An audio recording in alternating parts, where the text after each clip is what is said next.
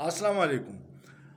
حکومت کو ایک بہت ہی بڑا جھٹکا لگا ہے۔ کل سپریم کورٹ بار الیکشن میں 4 سال بعد آسما جہانگیر گروپ، جس کو حکومت کی حمایت حاصل ہے، اس کو بدترین شکست ہوئی ہے، اور حامد خان گروپ، جس کو عمران خان کی حمایت حاصل ہے، اس نے الیکشن جیت لیا ہے، اور سپریم کورٹ بار پہلی بار ایک حقیقی آزادی کی طرف جائے گا۔ سپریم کورٹ بار کا جو صدر تھا احسن بون، اور یہ اعظم نذیر تارڑ، انہوں نے سپریم کورٹ بار کو چوروں ڈاکوؤں کے حق میں استعمال کرنے کی بڑی کوشش کی۔ اکثر سپریم کورٹ میں پٹیشن ڈالتے تھے کہ نواز شریف کی نااہلی ختم کی جائے اور نواز شریف کو واپس آنے دی جائے۔ اب انشاءاللہ یہ قانون پہ عمل کریں گے، اور اس سے سپریم کورٹ بار مضبوط ہوگی اور آئین اور قانون کی بالادستی قائم ہوگی۔